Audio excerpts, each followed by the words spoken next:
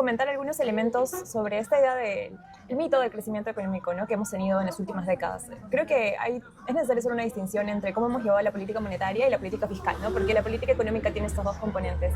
Y es cierto que en la dimensión monetaria, que ahí el ente rector es el Banco Central de Reserva, con Julio Velarde, que además se convirtió incluso en un personaje Claro, 20 años, referente. ¿no? Lleva 20 años Velarde. dirigiendo el Banco Central de Reserva, un espacio muy técnico especializado.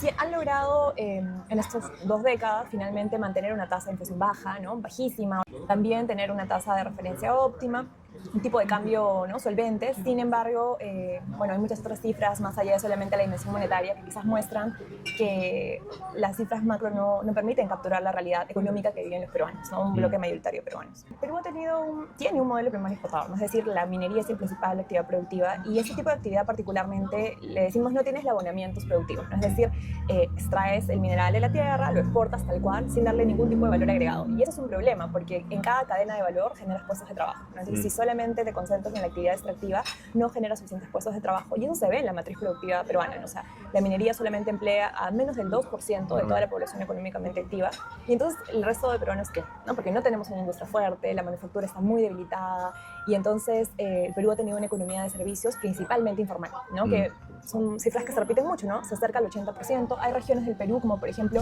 Loreto, de la Amazonía peruana, que llega a más del 90% de informalidad, es decir, la informalidad es la regla. Y entonces, ¿eso qué significa para la gente en concreto? Salarios muy bajos. O sea, el salario promedio peruano es 1.200 soles, lo dicen las cifras oficiales del INEI, y eso es promedio nacional, ¿no? Ahí tenemos una brecha de desigualdad muy fuerte, por ejemplo, también, ¿no? En Lima, 1.400 soles el promedio mensual por persona, y en zonas rurales esto llega a 700 soles, es decir, la mitad, ¿no? Es decir, el mundo del Perú rural tiene una brecha de ingresos muy grande, y si analizamos entonces cómo se traduce esto en cifras de pobreza monetaria, por utilizar un indicador, bueno, tenemos 10 millones de peruanos de 30 millones en situación de pobreza monetaria, ¿no? Y otros 10 millones que, como calcula las cifras la entidad estadística oficial, es vulnerable a la pobreza monetaria, ¿no? Es decir, está muy cerca de la línea de pobreza. Entonces, en total, de 30 millones, 20 millones está siendo vulnerable a la pobreza o directamente está en situación de pobreza monetaria.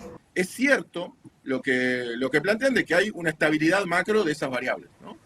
Pero lo cierto es que la población está visiblemente mal. Pero esto no es algo que digamos, porque uno puede agarrar a veces el coeficiente de Gini, te puede dar no tan catastrófico, pero si vos haces una comparación de desigualdad en términos más o menos homogéneos en el resto de los países, es uno de los más desiguales del mundo.